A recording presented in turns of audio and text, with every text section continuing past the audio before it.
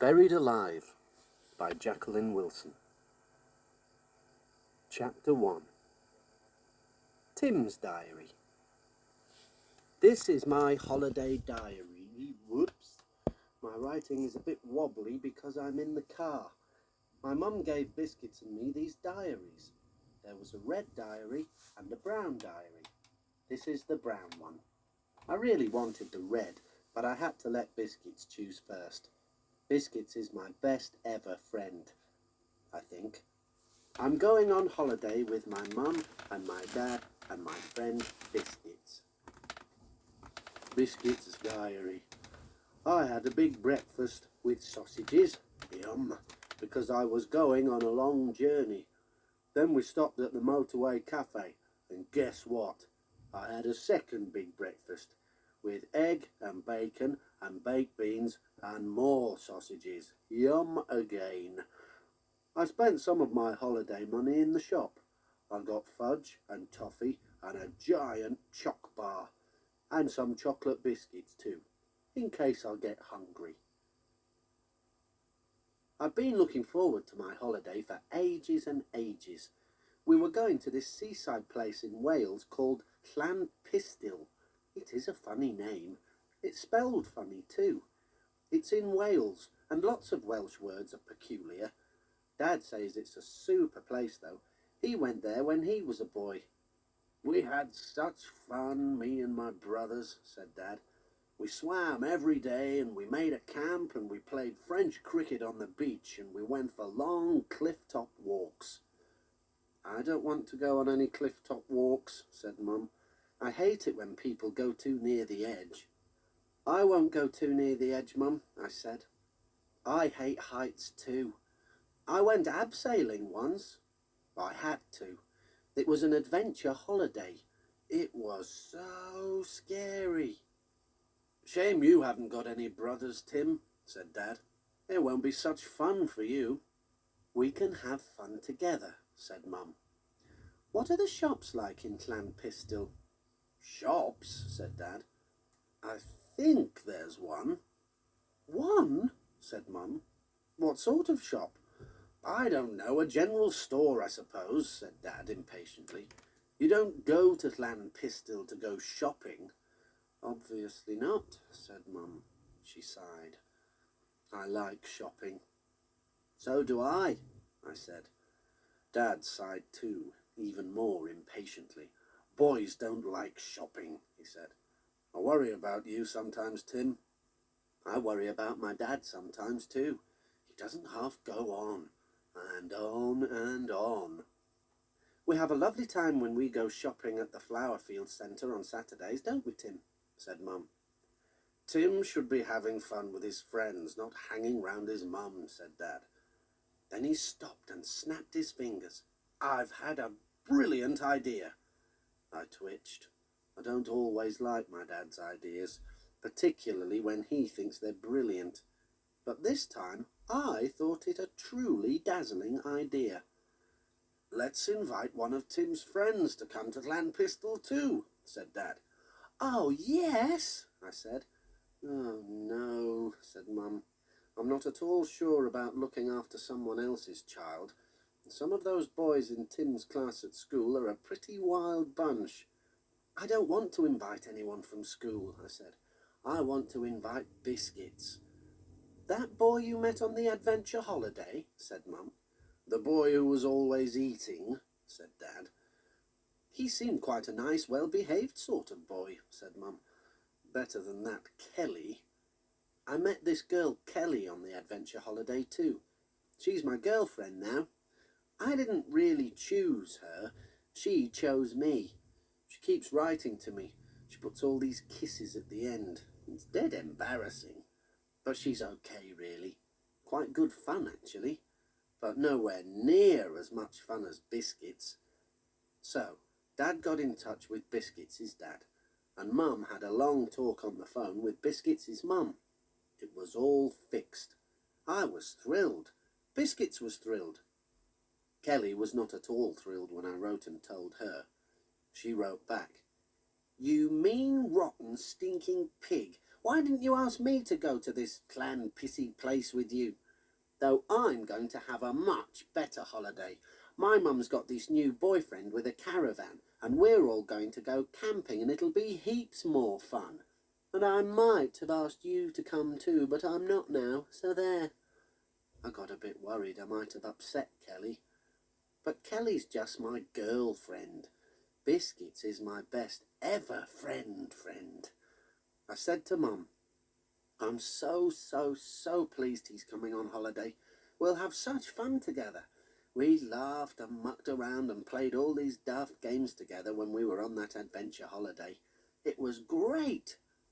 I thought you said you'd had a terrible time, said Mum. Oh dear, I think I'd better buy a good book for this holiday. She sounded a bit huffy. I got the feeling I'd somehow upset her too. It's only natural that Tim wants to play games with his pal. Do you know how to play French cricket, Tim? It's a great game, but you'll need me to join in too to make up the numbers.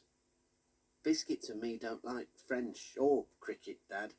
We play our own games. He's Biscuits boy and I'm Super Tim, I said. Oh, right, I see, said Dad. He suddenly sounded huffy too. I seemed to have upset everyone. I felt upset myself the morning of the holiday, truly seriously upset. I felt sick and shaky and my tummy kept squeezing so I couldn't eat my breakfast. Oh dear, I do hope you're not going down with anything nasty, Tim, said Mum, feeling my forehead. He's fine. He's just tired because it's so early, said Dad, yawning. It was ever so early, still practically night time. We had to make an early start because Llanpistol is a very long way. We've had to make an even earlier start than usual to pick up Biscuits on the way. You do realise, Tim, it's adding a good 50 miles to the journey, said Dad. Biscuits is such a silly name. I hope he's not a silly boy. I don't want you two messing around too much, Tim. I don't like it when you get overexcited, said Mum. Is that why you're feeling funny, dear? Because you're so looking forward to seeing him? I didn't know. I suddenly felt shy. I knew I liked Biscuits ever so much. But what if he didn't like me this time? Maybe he'd changed. Maybe he'd think me a bit weird now. And what would he think of my mum and Dad? I'd packed Walter Bear in my suitcase, but I had to rush to my bedroom and get him out and have a quick nuzzle into his warm, furry head. Then I saw myself in the mirror. I saw this boy and this bear having a cuddle. Maybe Biscuits would think me a great big baby. Come on, Tim. I thought you'd done all your packing, said Dad, peering round my door. Put that silly bear down and get a move on. Dad certainly thought me a great big baby. I don't think he likes Walter Bear one bit. Do you really have to take that old bear with you, said Dad. Yes, I really have to, Dad, I said, clinging to Walter. Well, pack it away then. You don't want Biscuits to laugh at you, do you? Said Dad. And he snatched Walter and shoved him on top of my folded holiday clothes and slammed the case shut. Dad, watch out! His legs are all twisted back and his nose will get squashed. He wants me to make him a special nest in my T-shirts, I wailed. Oh, give me strength, said Dad. You mind I don't pack you in the suitcase too? Now go and get in the car this minute while I lock up the house and get the boot loaded. No, wait, Tim, have you done a last wee? Said Mum. Yes. When? I should do another one just in case, said Mum. I wondered if Mum would keep asking if I needed to have a wee when Biscuits was around. Maybe Dad was right.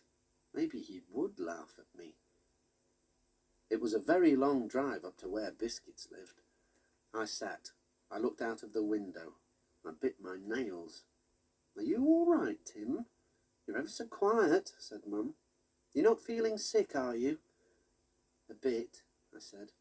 Oh dear, said Mum. Here, have a barley sugar. Maybe we should have given you a travel pill. Wind the window down a bit, dear. If you really feel you're going to be sick, do try to tell Dad in time, won't you?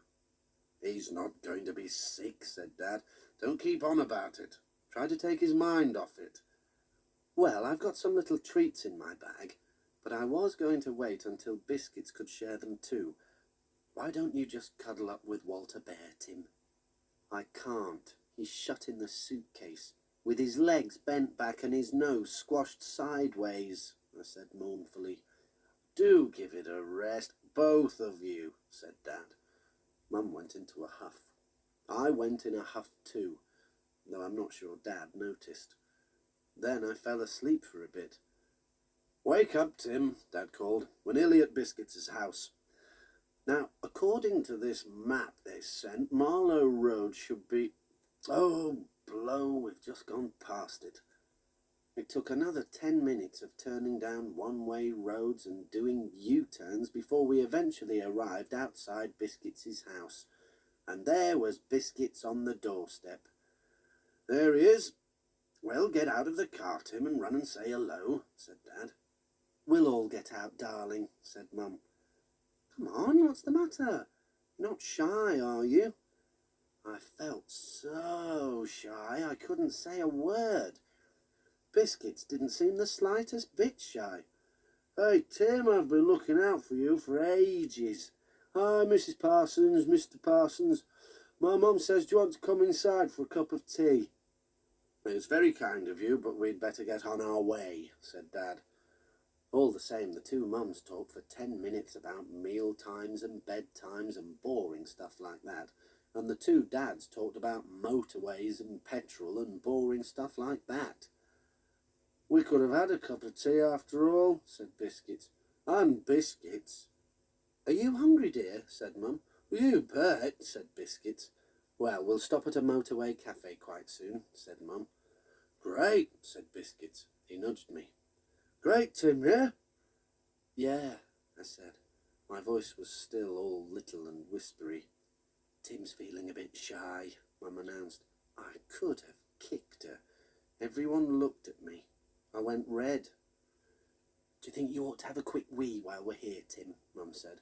She lowered her voice a bit this time, but everyone still heard. I went redder than ever. I wouldn't go, even though I quite wanted to. Biscuit said goodbye to his mum and dad, and then we got in the car and set off. Would you boys like a barley sugar? Said Mum, passing us the bag. Yes, please, said Biscuits. He put 3 in his mouth at once and sucked happily. Yum, I'm starving. We'll stop at the first cafe we come to when we're on the motorway, Mum said. Dad wanted to carry on driving, but Mum said Biscuits could obviously do with a proper breakfast. So we stopped at the first service station. We made a trip to the toilets first. I had to dash to get there in time. Then we went to the cafeteria. Mum and I just had tea and toast. Dad said he might as well have a fry-up now he was here. That sounds a great idea, said Biscuits. Can I have one too, with bacon and lots of sausages? Yum! You've certainly got a healthy appetite, young man, said Dad. I think it's an unhealthy appetite, said a funny squeaky voice. Something pink and knitted popped out of Biscuits' pocket. It's Dog Hog, I said. I'd forgotten all about him. It's your doggy piggy thing your granny knitted. Yes, I'm Dog Hog. Fancy forgetting me, Biscuits made Dog Hog say. He pretended to poke me with one of his floppity arms. Then Dog Hog gave Biscuits a poke too. You're not to eat bacon or sausages. They might very well be my distant relations. Well, your distant relations taste ever so yummy, said Biscuits cheerily. Horrid greedy boy, said Dog Hog. Biscuits made Dog Hog's head wobble from side to side. What's he looking for? I said. I'm looking for a certain Mr. Bear I've heard a lot about, said Dog Hog. Oh, you want to meet Walter Bear, I said. Well, he's all stuffed into my suitcase at the moment, isn't he, Dad? Dad sighed. But his big breakfast had put him in a good mood. When we got back in the car, he got my suitcase out of the boot and pulled Walter Bear out. Poor Walter Bear. I straightened his legs very gently. He lay back stiffly in my arms, his entire snout squashed out of shape. I don't think he's been able to breathe a bit, I said, trying to rub his nose back into position. "Here, let Dog Hog get at him," said Biscuits, and he made Dog Hog bend over and put his woolly mouth on Walter's. "What is he doing? Kissing him?" I said. "No, he's giving him artificial respiration," said Biscuits. "Oh, right," I said happily. I pommelled Walter Bear's furry chest. "I'll help too. Come on, Walter, start breathing again." I made Walter take a great big breath and sit up. "Ah, thank you so much," I made him say in a deep growly voice. "Who is this kind pink person, Tim? He certainly saved my bacon. Whoops, pardon the expression." "This is Dog Hog, Walter Bear." "I like Dog Hog, Tim," said Walter Bear. "So do I said. And I like Biscuits too, ever so much. I wasn't shy anymore, not one bit. "I'm glad you're coming on holiday with us, Biscuits," I said.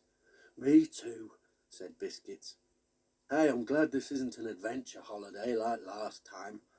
"You can say that again." "I'm glad this isn't an adventure holiday like last time." "You can say that again." We both started cracking up laughing. But we were wrong. This holiday was going to be truly, terribly adventurous.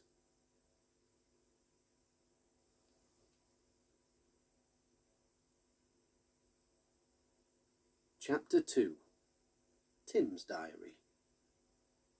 I am here, and guess what? Dad is right. Llanpistol is brilliant. Biscuits and I get the giggles whenever we say Llanpistol. We say it a lot. Heaps of things have happened. Biscuits nearly committed a murder. And I built the 8th wonder of the world, miniature version, but then it was destroyed by a deadly fiendish enemy. Biscuits' diary. I ate all my giant chop bar in the night, and some biscuits.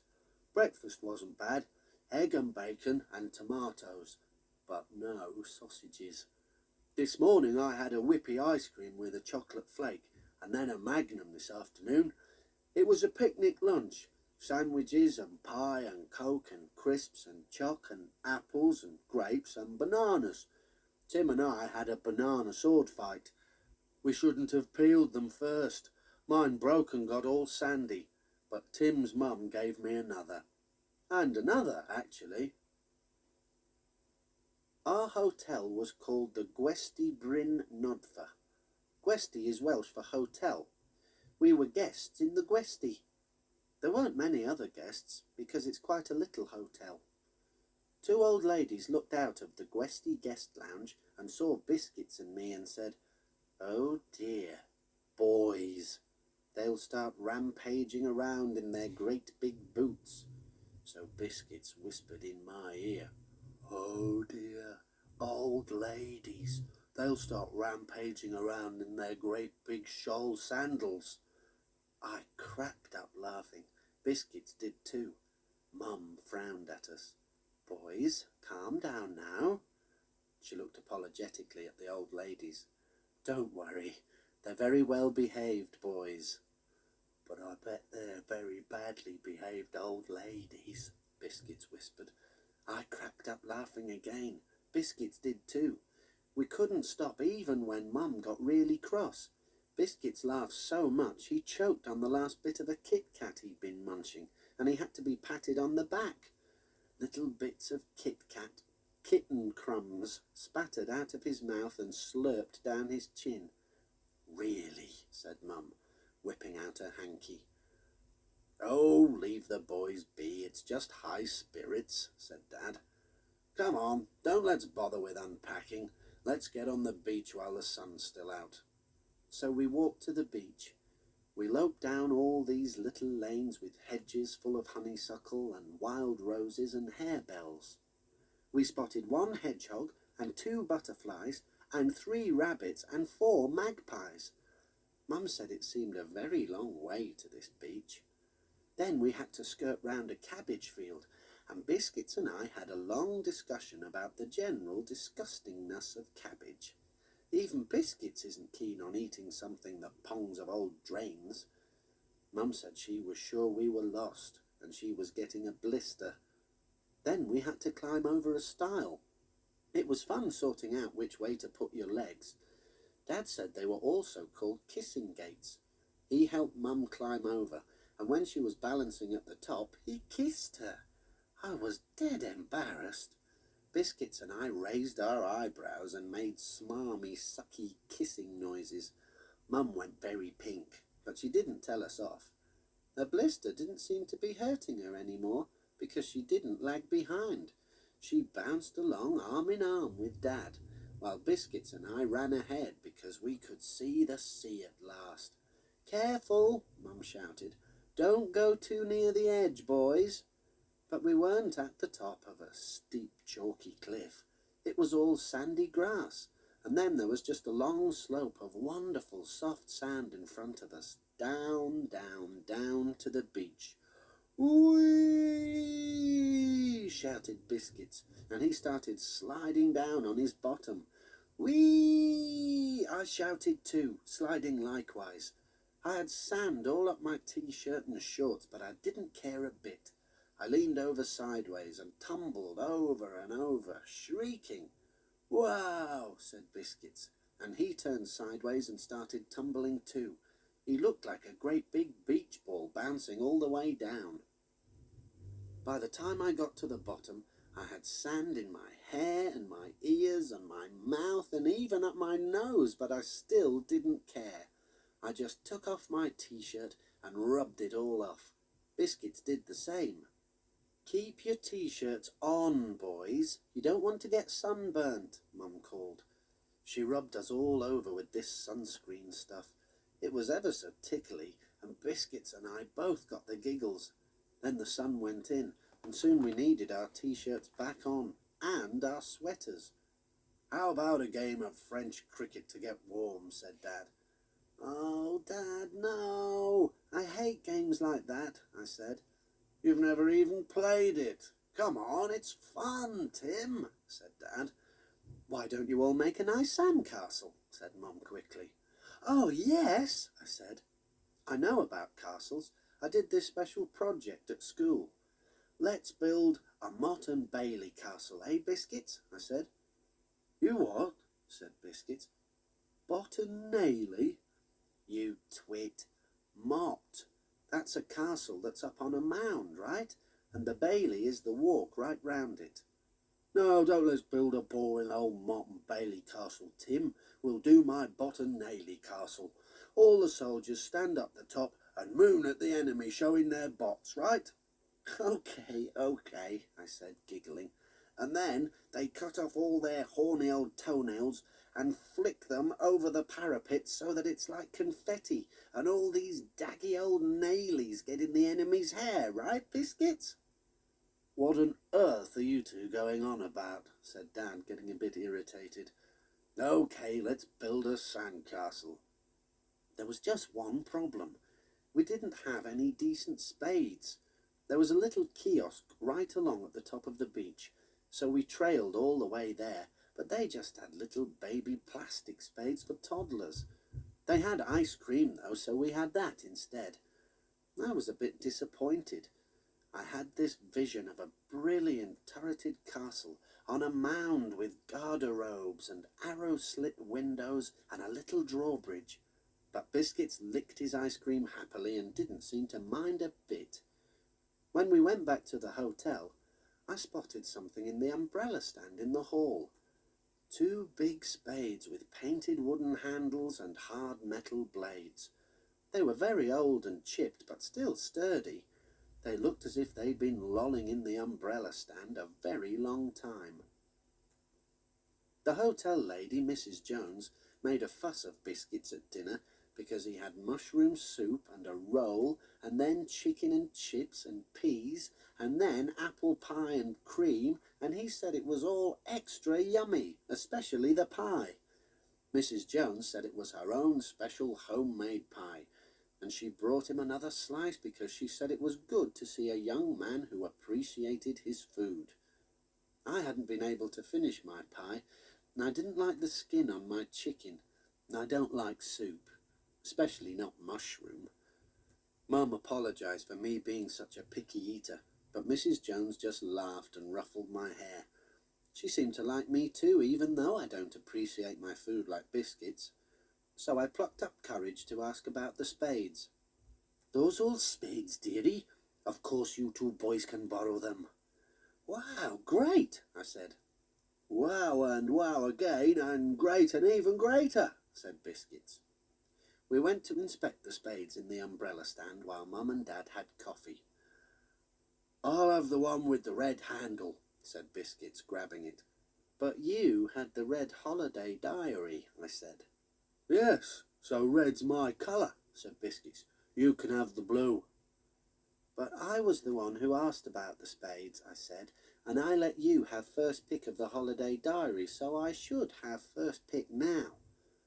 "It's only an old spade," said Biscuits, but he hung on to it. He lifted it in the air like a sword. "I challenge you to a duel, Super Tim." Okay, Biscuits boy," I said, seizing the blue spade reluctantly. I hoped he was joking. Biscuits seemed a lot stronger than me, and the spades were heavy with sharp edges. Biscuits lunged, I dodged. Biscuits went on lunging, slightly off balance, and very nearly speared one of the old ladies shuffling out of the dining room. She shrieked. A friend shrieked too. Mum came running, and she shrieked as well. She couldn't get cross with Biscuits because he was our guest, so she got cross with me, which wasn't fair, not one bit. "Sorry you got the telling off, Tim," Biscuits said when we were in our room. "It's okay," I said, though I was still feeling ever so miffed. "Look, you can have the red spade if you really want it," said Biscuits. "It's okay," I repeated, not quite so miffed. "I insist," said Biscuits. "Right, the red spade's mine," I said, suddenly not miffed at all. I giggled. "You didn't half make that old lady jump, Biscuits." "I nearly skewered her like a kebab," said Biscuits, and he giggled too. We mimed the mock duel all over again. We couldn't act it out because we'd been told very firmly that the spades had to be kept in the umbrella stand all the time we were in the hotel. We had a duel with our toothbrushes instead, and that was great fun, even though Biscuits kept winning. Then Mum came in to settle us down, and she made a bit of a fuss about the frothy toothpaste all over everywhere, but she didn't get too narky this time. "I suppose boys will be boys," she said. "Now, it's been a long day and you were up very early, Tim. Time to snuggle down and go to sleep." We snuggled down, but of course we didn't go to sleep. We held an amazingly rude competition. Then we had a joke-telling bonanza. Biscuits knows some wonderfully disgusting jokes. I snorted so much I had to bury my head in the pillow. So did Biscuits. And then he realised he'd lain on his nighttime emergency pack of biscuits. There were an awful lot of crumbs.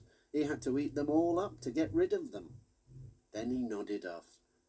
Biscuits makes little munching noises even in his sleep. Then I went to sleep too, and dreamed I was down on the beach building the biggest sandcastle in the world. I stepped inside and explored, climbing the narrow steps round and round, right to the top of the golden tower. Then I woke up and it was morning. The first thing I thought of was castle. Then Biscuits woke up, and the first thing he did was sniff hopefully. "Hi, Biscuits. Are you seeing if you can smell the sea air?" "Hi, Tim. No, I'm seeing if I can sniff sausages for breakfast," said Biscuits. No, Mr. Cannibal," said Dog Hog, struggling out from under the sheets and attacking Biscuits. Walter Bear and I watched, cuddling peacefully. "You are crackers, Biscuits," I said. "Hey, can I really have the red spade today?" "Well, I said you could have it yesterday, so really it should be my turn today," said Biscuits. "But I never got to use it yesterday," I said indignantly. "I'll fight you for the spade, right?" said Biscuits, and he picked up his pillow and thumped me with it. I thumped back with mine. We were soon bouncing backwards and forwards on the beds, thumping and bumping, clouting and shouting a little too loudly. Boys, stop it at once, Mum hissed, rushing into our room in her nightie and dressing gown. Honestly, what am I going to do with you? It isn't 7 o'clock yet and you're already behaving like horrible hooligans. Now get back into bed and try to have another little snooze. We didn't feel the least bit sleepy. We had another weeny-teeny pillow fight, and Biscuits called me a horrible hooligan, and I called Biscuits a horrible hooligan. Then we did a horrible hooligan dance, swaying our hips to be hula-hula hooligans, and Biscuits swayed so much his pyjamas fell down round his ankles. I laughed so hard I fell over in a heap on my bed. Mum came in mega mad, saying we were waking up all the other guests in the Gwesty and there would be complaints at breakfast. But no one did complain, though the old lady Biscuits had practically skewered flinched nervously as he thundered past her table. Mum was still a bit narky, but Dad cheered her up by suggesting we drive to the nearest small town and buy some picnic food and maybe have a little look round the shops. "Oh no, Biscuits and I want to go straight on the beach with our spades," I wailed. But Biscuits seemed to think picnic food might be a seriously good idea, so I didn't make too much fuss. We went to a town called Abercock, another name that gave Biscuits and me the giggles. Dad went on about how big it had become and moaned like anything about the amusement arcades and caravan sites and the supermarket in the town centre. Mum went on about how small it was, and why didn't it have a Marks and Spencer, and weren't there any decent clothes shops at all? But after we got the food, we all had an ice cream, and then we got back in the car and parked it at the Gwesty Bryn Nodfa and collected all our beach stuff, including the spades, and walked along the footpaths and around the fields and over the stile and ran all the way down the sandy slope, and at last we were on the beach. I was all set to build the best castle in the world, but guess what? The tide was in, right in, so that the water was way up, lapping the skirts of the sandy slope. There was barely room to put down our towels and picnic. "Oh, rats, rats, rats," I said. "I want to build my castle." "Don't say rats like that, dear. Now, never mind. You can sit down quietly with Biscuits and read your comics or do some writing in your holiday diaries," said Mum. "Never mind, Tim. We can all go for a swim," said Dad. "Never mind, Tim. We can maybe have our picnic now instead," said Biscuits. But I wanted to build my castle. I tried digging in the soft powdery sand of the slope, but it was useless. It just slithered and slopped around and wouldn't stand firm at all. "It's not fair." "Oh, Tim, don't be such a baby," said Dad. "Stop making such a fuss about a silly sandcastle. Let's go for a swim." "Are you sure the sea is clean enough? You hear such horrible tales about pollution nowadays," said Mum. "It's clear as crystal. You come in too," said Dad. "Somebody's got to sit here and mind all the picnic things," said Mum. "I'll do that," said Biscuits. He wasn't all that keen on swimming either, but Dad practically pulled us in. It was freezing.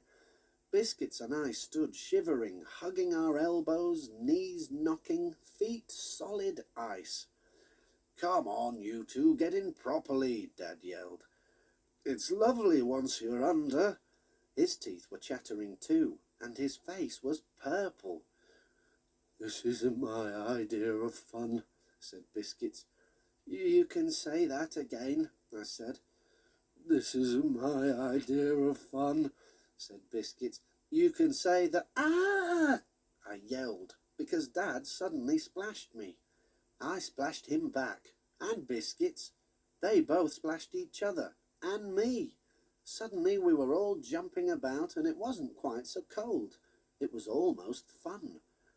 It was freezing again afterwards, on the beach getting dry, but then we had our picnic, and this was very much Biscuit's idea of fun, and mine too. Afterwards Mum laid back and had a little sunbathe. Dad did too. They both started snoring gently, little smiles under their sun hats. "Let's build our castle," I said joyfully, because the tide had gone out far enough now, and had left gleaming, wet, wondrous sand just waiting for us to build the best sandcastle in the world. So we set to, Biscuits and me. I pretty soon realised it wasn't going to be as easy peasy as I'd thought, even with good sand and sharp spades. "It's a bit too much like hard work," Biscuits panted, leaning on his spade. "Shall we have a sunbathe too, Tim?" "No, let's make the castle, please. Look, you gather shells and seaweed and stuff for decoration if you want a bit of a rest. I'll carry on," I said nobly. I carried on, and on and on. I thought of my vision of a castle bigger than me. Now I wondered about a medium-sized castle, or even a small one. I'd only managed a very small mound, so I decided to go for miniature perfection instead of massive bulk. I squatted down beside my castle and tried to mould it into shape. It was far more finicky than I'd thought. Sand got right up my nails and invaded the legs of my shorts. Little gritty bits embedded themselves in my knees. I tried to fashion a little drawbridge, but it was hopeless. My arrow-slit windows weren't exact enough. The tower kept wobbling and collapsing. "That'll do," said Biscuits. "Here, we'll stick little shells in front to make a path, right?" "You don't have a path." "We could make a moat and fill it with water from the sea." "Uh-oh," said Biscuits. "Something tells me that sounds like hard work." We didn't have a bucket, so we had to make do with old paper cups. We ran to the sea and filled them up, and ran back to the castle and tipped the water in the proposed moat. It immediately disappeared down through the sand.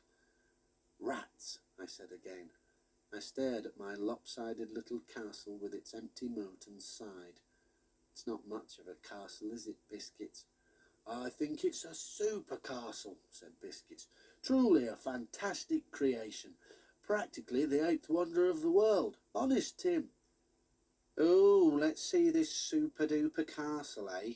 said a loud voice behind us, making us both jump.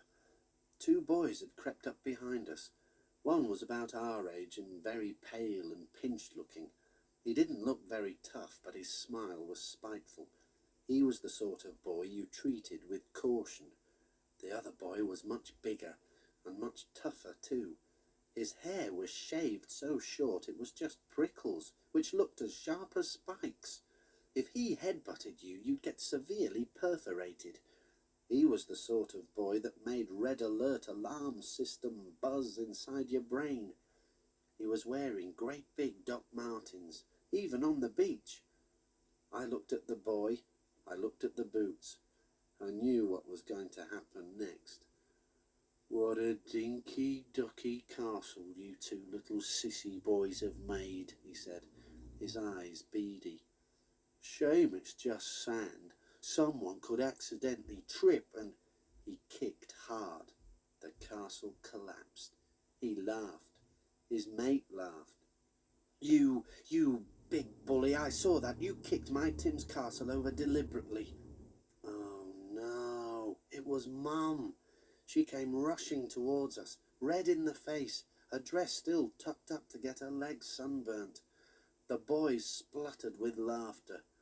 "Mummy's boys," said the big prickly kicker. "Don't worry, we'll be back." They ran off, laughing and laughing. Biscuits and I didn't laugh at all. Pricklehead and Pinchface were going to get us.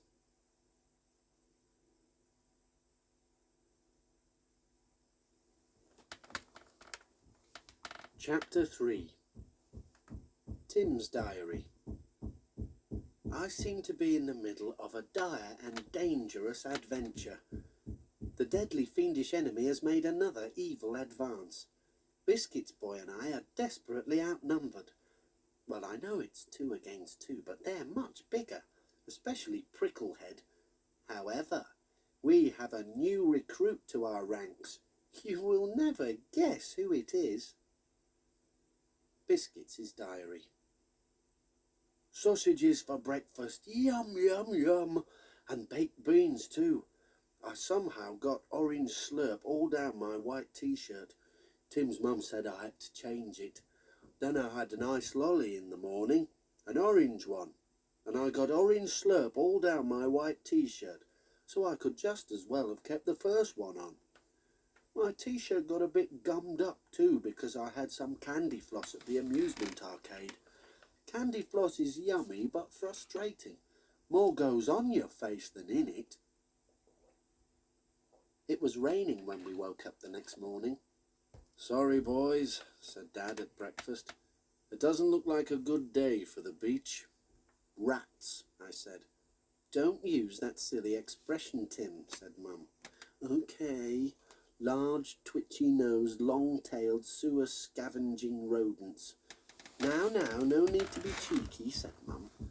The boy's just upset because he was dying to get on the beach, said Dad. I wasn't that upset, actually. Maybe it wouldn't be a bad idea to keep right away from the beach for a bit, just in case the big prickly boy turned up again with his pinch-faced pal. Biscuits didn't look as if he minded too much either. He was cheerfully chomping up his third sausage. We'll go for a little drive, eh? Said Dad. Yes, let's see if we can find a proper shopping centre, said Mum. I was thinking of a scenic country tour, said Dad. Mum sighed. So we toured the country, and it was very scenic and very wet. We saw grey sky and grey mountains and grey sea. Biscuits and I got fed up being in the car, but then we saw some people walking in the wet, mud all up their legs. They were huddled under their anorak hoods, water dripping down their noses. Maybe it wasn't so bad in the car after all. We played I Spy. Dad chose C for car, and Mum guessed it. Mum chose C for church, and Biscuits guessed it. Biscuits chose C for cafe, and I guessed it. So I wanted to choose a C too, but I couldn't think of one. Then I saw something way in the distance at the top of a mound. Something I'd studied, though I'd never seen one in real life before. Something that had been standing grey in the gloom but golden in the sunlight for hundreds and hundreds of years. I've got one. I spy with my little eye something beginning with C. Dad guessed clock, inside the car, and Mum guessed cardigan, on her, and Biscuits guessed cabbages, in a pongy old field, and I told them to hurry up a bit or we'd be way past it, but Dad turned off right and it was still in sight. We were actually going towards my sea. When Mum and Dad kept guessing silly things they couldn't possibly see, like camels and computers and candlesticks, I knew that they knew, and we were going to look round my special sea.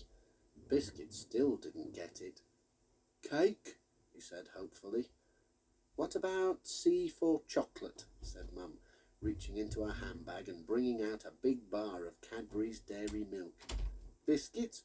Wow, thank you, said Biscuits, thinking he was getting the whole bar to himself.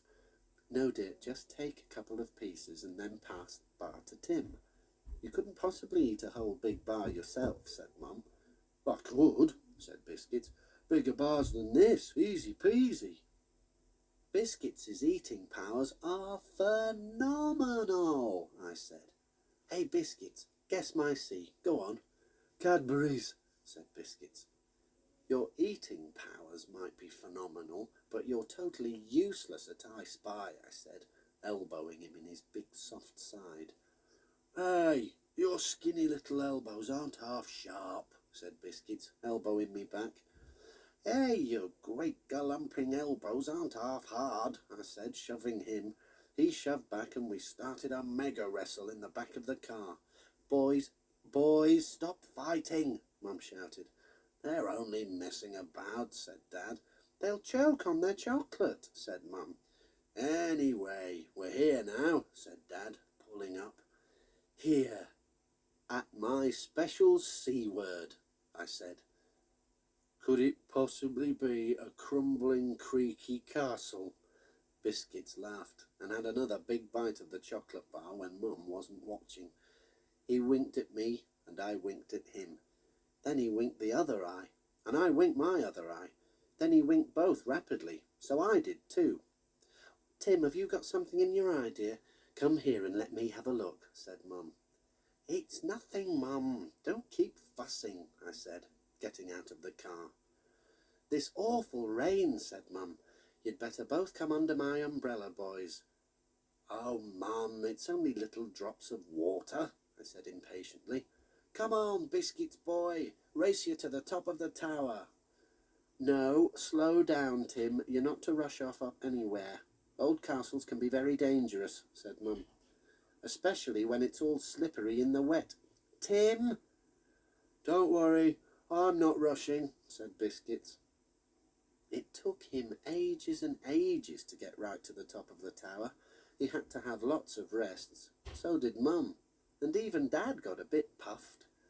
I got to the top first. I've never ever won a proper race before. I'm hopeless going along the ground. I nearly always come last, but I can fly upwards like a rocket. I spread my arms when I was all alone at the top. I stared straight up at the sky, rain pattering on my hot face.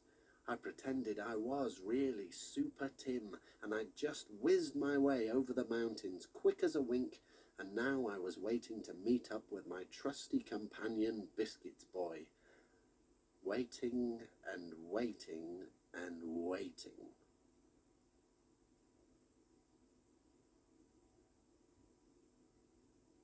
End of Side 1A.